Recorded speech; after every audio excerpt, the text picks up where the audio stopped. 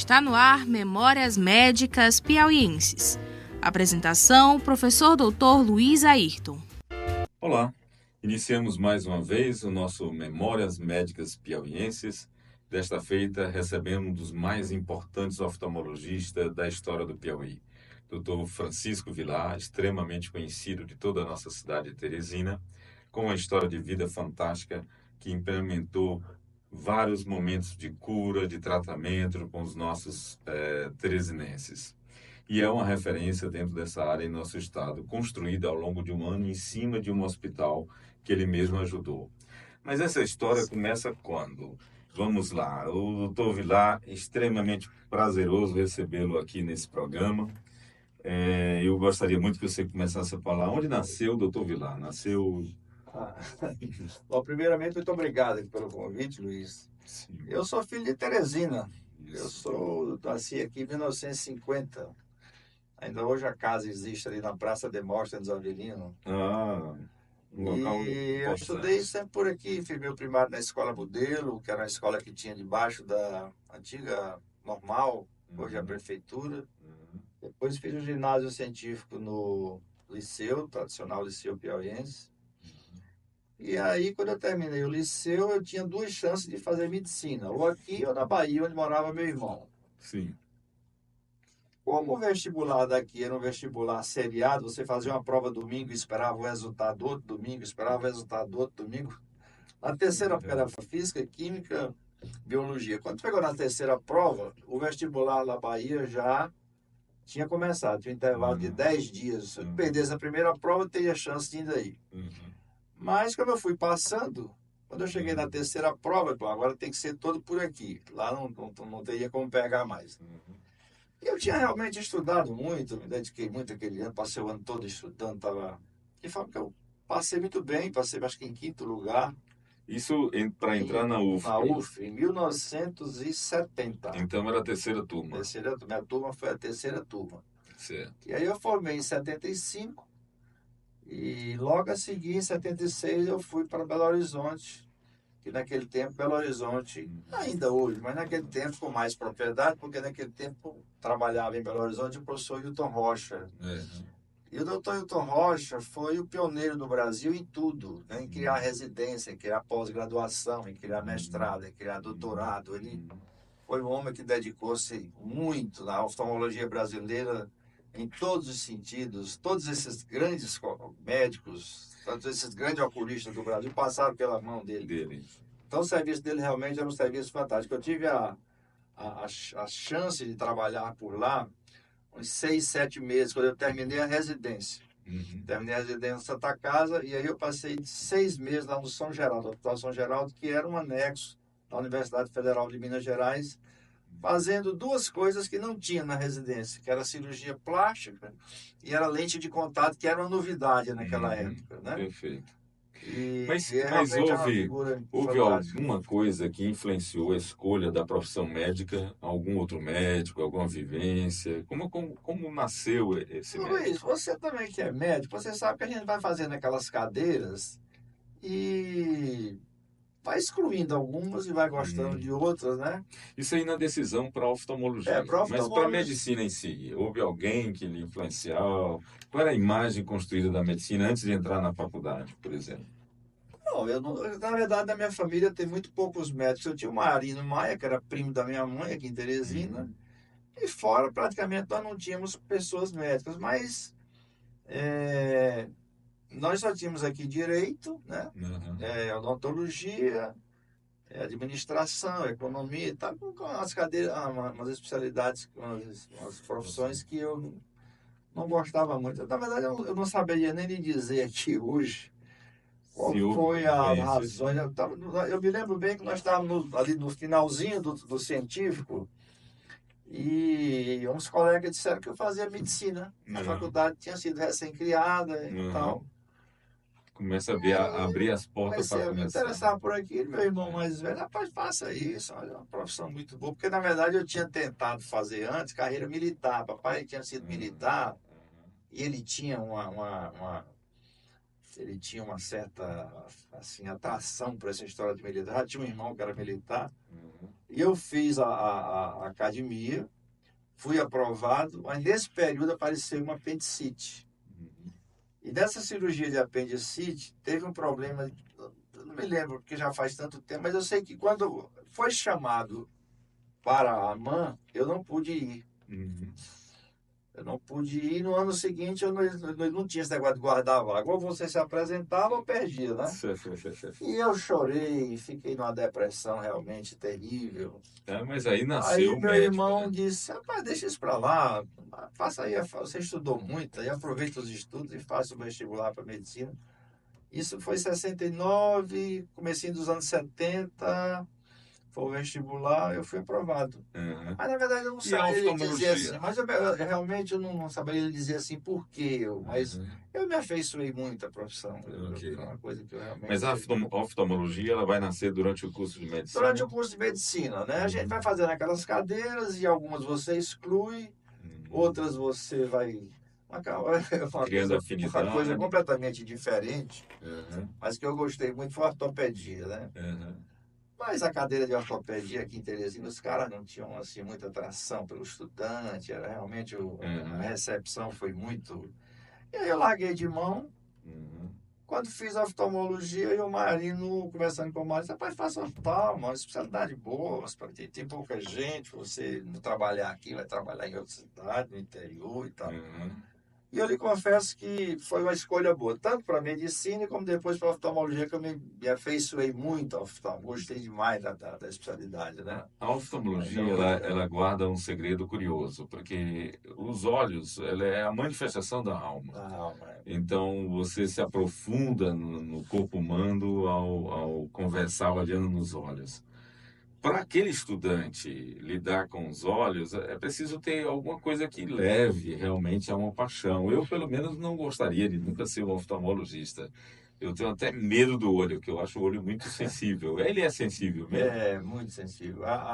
Eu sempre tenho muita, ainda hoje, né, me traumatizo muito quando atendo uma pessoa que está cega, porque os órgãos do sentido, quando você perde a vista, você perde a vida, né? Como alguns colegas, alguns pacientes me dizem, doutor, Uhum, eu perdi a vida. Para mim, eu tenho alguns casos de pessoas jovens que perderam a vida, uhum, perderam a vista, de forma que eu tenho muita receptividade a esses pacientes que têm baixa de visão por algum uhum, problema, procuro atendê-los com a máxima prestabilidade. Mas dos órgãos do sentido, quando você perde a vista, você praticamente ficou inútil, né? Às vezes eu fecho o olho e procuro. Existe um professor lá em São Paulo uhum, que ele faz uma experiência com os residentes muito interessante. uhum. Ele pega os residentes e põe uma venda durante uma manhã ou durante o Perfeito. dia para eles sentirem o que é a vida do cego. Já que eles estão fazendo Certo. oftalmologia, Isso eles é muito ficam importante. praticamente cegos durante. Eles vão fazer as atividades dele com essa Uhum, venda nos olhos. uhum.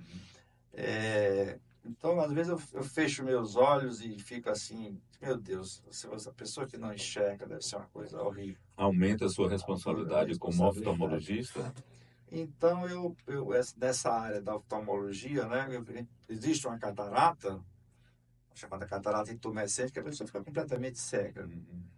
E essa catarata, ela precisa ter um pouco de cuidado quando você vai fazer a cirurgia, porque ela é muito traiçoeira, você pode ter um Sim. acidente. Uhum, Então, quando você restitui a visão de uma pessoa com esse tipo de catarata, uhum. nossa, é muito gratificante. É. Gratificante para o médico e mais gratificante ainda para as pessoas. As pessoas, às vezes, querem se ajoelhar, querem dizer, não, pelo amor de Deus, não faça isso, porque Mas ao longo da sua uma vida, a função, cirurgia né? de catarata é a mais gratificante para o oftalmologista? Exatamente por Sem isso? dúvida, a oftalmologia, a catarata é o carro-chefe, né? Hoje Uhum, existe a cirurgia refrativa para miopia, existe a uhum, cirurgia de retina, do descolamento da retina, que melhorou muito do meu tempo para cá, uhum, que também é uma cirurgia muito gratificante, mas sem dúvida a catarata ainda é o carro-chefe. A cirurgia de uhum, catarata, Luiz, é a cirurgia mais realizada no mundo, de uhum, longe, de longe. uhum. Esse ano deve estar se realizando aí perto de 30 milhões de cirurgias de catarata em todo o mundo. Com o aumento do envelhecimento da Porque população, as aí pessoas estão também. ficando mais velhas, e Isso. as pessoas estão vivendo mais, Uhum, então o cristalino fica mais exposto à radiação luminosa, que é a grande causa de catarata. uhum. Então a gente opera demais, mas quanto mais no nosso hospital, o grupo todo opera entre 300 e 400 cataratas. E as outras clínicas operam muito também. E, por exemplo, Mas você não dá vencimento. a fotografia, onde você tem o flash, essa luminosidade, ela também impacta no aumento de uma catarata ou não se tem uma relação com isso? Não, o flash em si não. Não. O que causa realmente a catarata à luz são as duas extremidades da radiação, a ultravioleta e a infravermelho, né? Que não tem como a gente não deixar de se expor, porque ela está na luz aí do sol. É isso. Então, as pessoas que se expõem mais à luz, o trabalhador rural, o pescador, esse tem catarata mais cedo, com certeza. Qual é o tempo ideal, aos olhos da medicina de hoje, para realizar a cirurgia? É mais precoce? Já tem estudo mostrando que é importante? Essa técnica a cirurgia de catarata, ela se fazia a chamada extracapsular, que você abria muito o olho. Assim, a grosso modo, você abria de 3 às 9 o olho para tirar o cristalino inteiro, para pontear, botar a lente e tal. Depois, com a faca emulsificação, você corta o cristalino com ultrassom. E esse ultrassom, o necessário para introduzir a caneta são 2,5 a 3 milímetros. Hoje se usa 2,4. Tanto que não precisa nem dar ponto. Então, quando se aperfeiçoou essa técnica, que é a técnica atual, a gente pode fazer a cirurgia mais cedo, né? Você não precisa mais esperar para se cegar para operar como se fazia antigamente. Na hora que a pessoa não tem mais qualidade de visão para o trabalho, para dirigir, para ver um computador, para ler, para fazer as suas atividades, é o ponto certo. Aí, pelos 60 anos, normalmente é a idade média, mas pode, paciente diabético, tem mais cedo, né? Certo. E isso varia, cara. Sabe que pacientes têm Depois que fez o curso de medicina, foi fazer residência na Santa Casa, em Belo Horizonte. É lá onde a sua formação. Quanto tempo passou lá? Que memórias boas traz desse tempo? Luiz, eu fiquei em Belo Horizonte 3 anos e 6 meses. E eu lhe confesso que se dependesse de mim, eu teria ficado mais tempo ainda. Foi o período mais assim, prazeroso da minha vida, posso lhe dizer, foi o período da residência. Realmente, Belo Horizonte era uma cidade muito agradável naquela época. Os serviços de oftalmologia funcionavam a pleno vapor. E você tinha uma formação realmente muito boa, porque você tinha 3 serviços de oftalmologia que eram praticamente liberados para todos os residentes, que era o São Geraldo, a Santa Casa e o Felício Rojo. Então, nós tínhamos reuniões semanais em um desses hospitais. Além dos congressos, além das reuniões da Sociedade Mineira de Oftalmologia, que se reuniu uma vez por mês, nós tínhamos 3 reuniões semanais nos hospitais e uma da Sociedade Mineira no final do mês.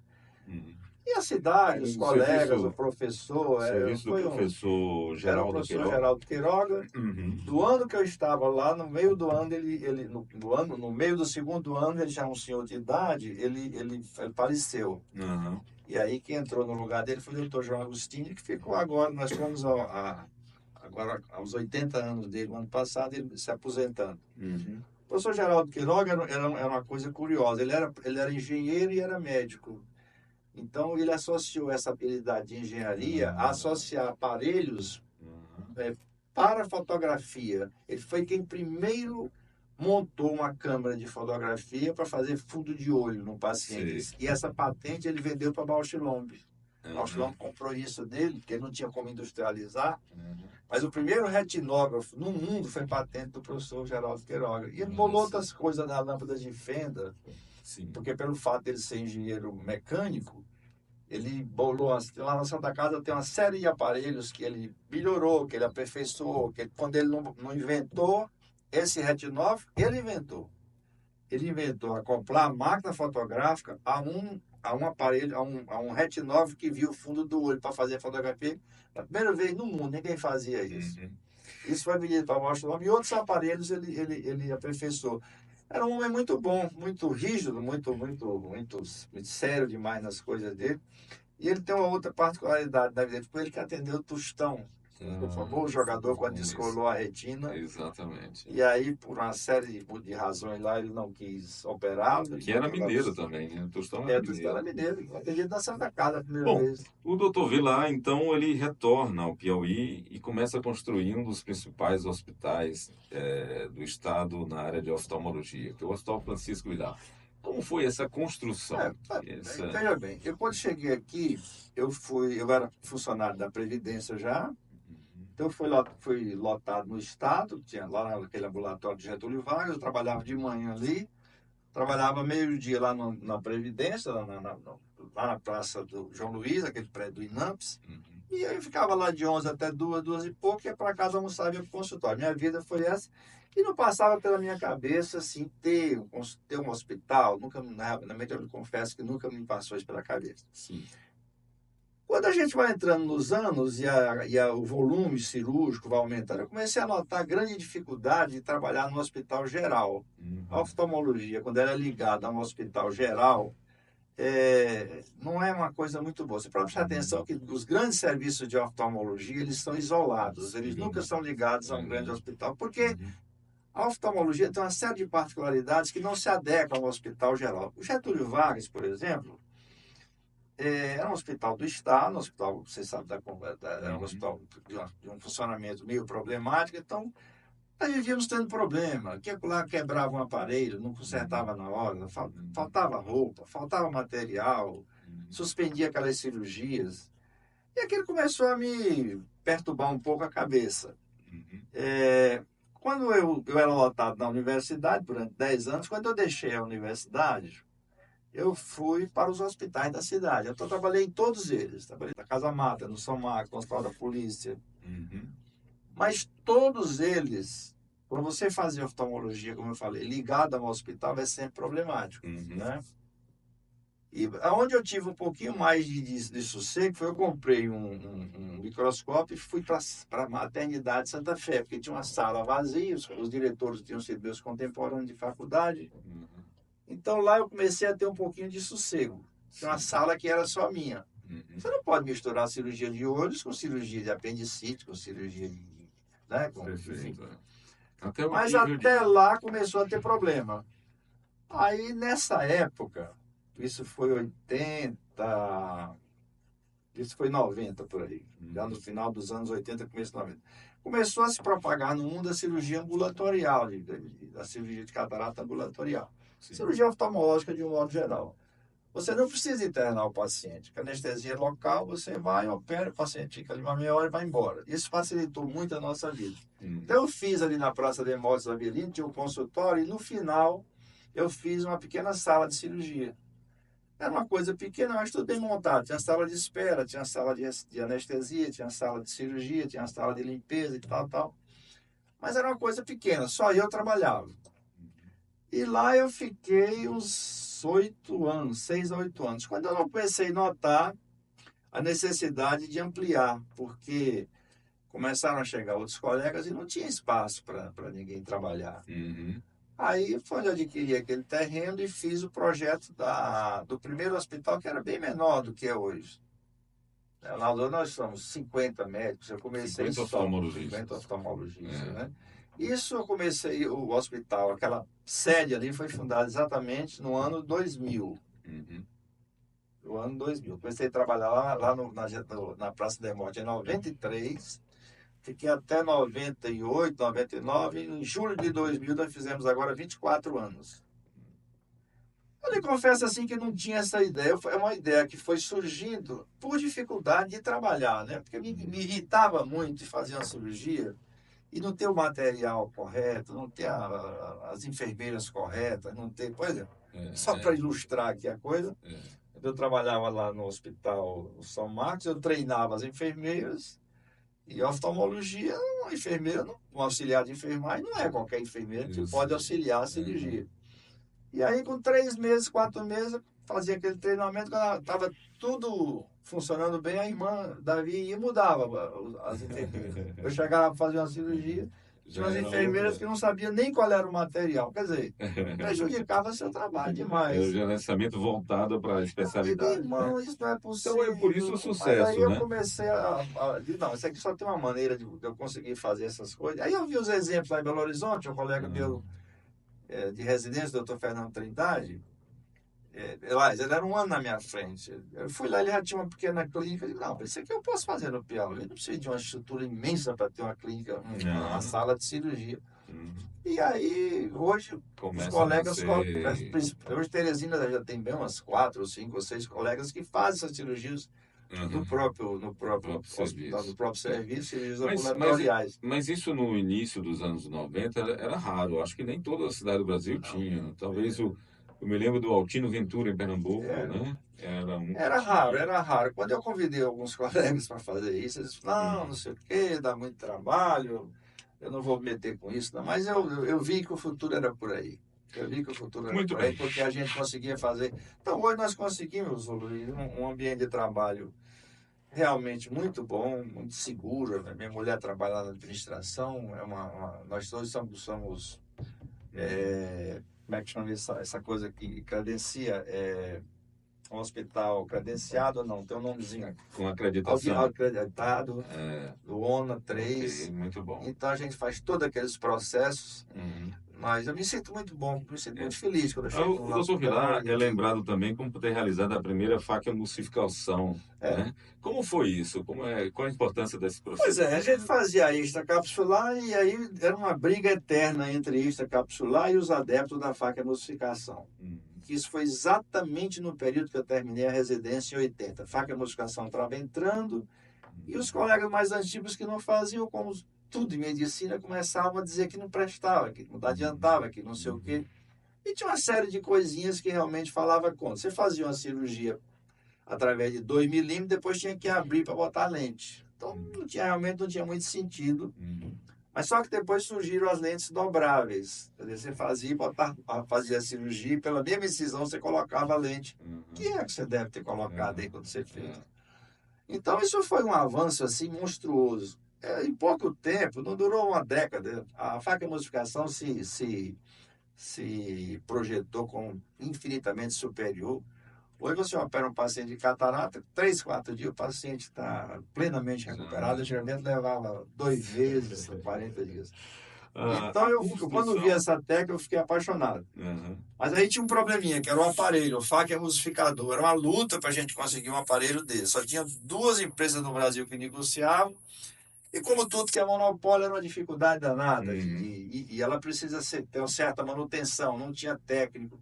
Quando eu comprei o aparelho e o rapaz ficou de vir montar aqui em Fortaleza, o técnico morava em Fortaleza, teve uma hepatite gravíssima. E eu fiquei com esse aparelho dentro do centro cirúrgico para ser montado. Isso levou uns 3 ou 4 meses. Até que um dia eu peguei o manual, eu mesmo, manual em inglês, fui com a minha enfermeira, passei lá um dia todinho, até que eu mesmo fui que montei o aparelho. Eu não aguentava esperar mais. Não, eu vou montar esse aparelho para funcionar. E começamos a funcionar. Mostra o caráter desbravador do cirurgião. Era o Universal 1, eu me lembro o nome. Depois teve o Universal 2, depois teve vários. Na construção do Hospital Francisco Vilar, chegou o momento de receber os filhos de volta, né? E aí nós estamos na outra geração de cirurgiões oftalmologistas, né? Como é essa bênção de receber essa geração dos filhos da Olha, mesma eu especialidade? fazia minhas cirurgias e gravava em VHS e cassete. E levava para casa para ver as cirurgias. E eu me lembro que ele pequenininho, o meu mais velho, era o César, tinha assim 5, 6, 4, 5 anos. Ele estava comigo ali na rede, ficava vendo as cirurgias. Não sei se aquilo influenciou ele em alguma coisa. A verdade é que eu me sinto muito bem. Todos os dois fizeram medicina e todos os dois fizeram oftalmologia. O César faz a parte de catarata, opera muitíssimo bem, meu filho. Hoje, com certeza, ele vai um cirurgião que vai ter muito sucesso. E o Matheus faz a parte de córnea refrativa e transplante de córnea. Que é uma parte mais difícil da medicina. Ele faz catarata também, mas faz a parte mais refrativa, que é para miopia, astigmatismo, metropia.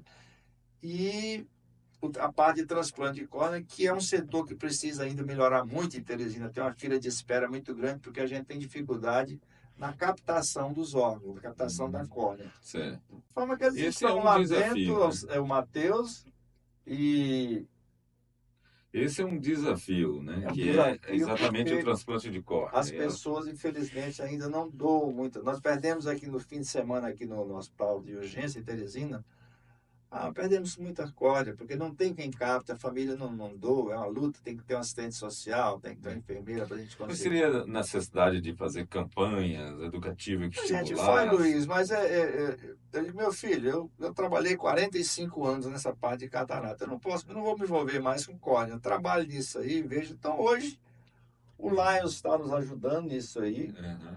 mas é uma coisa que precisa crescer muito. Nós temos aqui uma lista de espera de cirurgia de córnea de 1 ano. Uhum.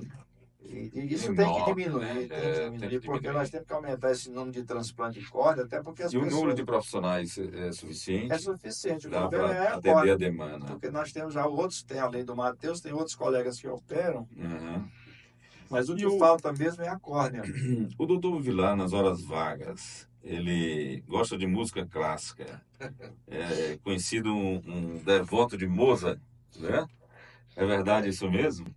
Como é que é essa história de Eu tinha um irmão curtir? que gostava muito disso, gostava muito de música clássica, e acho que eu fui me afeiçoando com isso. Não é que eu não gosto de música popular, eu gosto, mas a minha preferência, eu lhe confesso, é o clássico. Eu trabalho, eu opero sempre com música clássica, ali de lado baixinho. Uhum. E sou muito amante de E Mozart. é só Eu Mozart? acho que Mozart, assim, de longe, é um dos compositores assim, mais... A música de Mozart é uma música alegre, é uma música muito... E nunca Ah, quis gosto ir, muito nunca de... quis ir na Áustria, Viena, ver o Mozart de perto? Pois é, eu gosto muito dos outros autores, de Beethoven, dos brasileiros, de Villa-Lobos, enfim. Mas eu tenho uma paixão por Mozart e fiz uma vez uma viagem a Viena e a Olha Salzburgo só aí. para conhecer tudo de Mozart. Então eu fui na cidade a casinha que ele nasceu, a casa em que ele viveu, a casa em que ele morreu e onde ele está sepultado. Eu tenho Olha fotos de só, tudo foi isso, foi tudo. muito Fez o interessante. roteiro Uma de viagem Mozart. muito agradável, muito interessante. Doutor Vilar, ele chega recentemente à Academia de Medicina do Piauí, onde a academia, na verdade, é um panteão, e por uma justiça enorme, é o reconhecimento de tantos anos dedicado à especialidade da oftalmologia do nosso estado. Como é que o doutor Vilar chega a esse momento? É um momento de gratidão ou houve muito mais histórias boas ou mais histórias más? Olha, Luiz, sem dúvida você pertence a uma academia onde tem colegas tão ilustres, né? Onde está ali a nata dos colegas mais vividos, mas é um prazer pessoal, é uma honra pessoal, sem dúvida. Uhum. Eu recebi convites recebi convites do Wilson, do Itamar, que me cobravam muito, do Lira, que me cobravam muito, Uhum. mas por uma série de probleminhas eu fui adiando, como você mesmo sabe. Até que eu resolvi participar, Claro. resolvi entrar e lhe confesso que A me academia ele senti esperou muito, honrado, né? A né? academia ele esperou muito, até que Pastor, essa decisão chegou. eu lhe confesso que me sinto honrado em pertencer àqueles colegas todos que estão por aí, são colegas do mais alto nível. Uhum. E para mim foi uma honra. Eu espero contribuir com o engrandecimento aí da academia, né? Muito bem. Pois bem, para nós que fazemos o Memórias Médica Piauiense, foi extremamente valioso essa conversa com esse médico que realmente tem uma enorme lista de bons tratos à medicina do Piauí. Foi um prazer enorme recebê-lo aqui. Temos certeza que estamos diante de um panteão de verdade da medicina do Piauí e muito grato pela sua presença. Muito bom a todos. Volto a lembrar que o nosso programa vai ao ar na terça-feira pela FM 96.7, Rádio Universitária, sempre nas terças às 10h30 da manhã e também o reprise na própria terça às 10 horas da noite. Você também pode nos visitar no YouTube e no Instagram também. Siga-nos lá e acompanhe as entrevistas que estamos realizando. Um bom dia para todos. Você ouviu Memórias Médicas Piauienses, uma parceria entre o curso de Medicina da Universidade Federal do Piauí, a Academia de Medicina do Piauí, a Sociedade Piauiense de História da Medicina e a Rádio FM Universitária.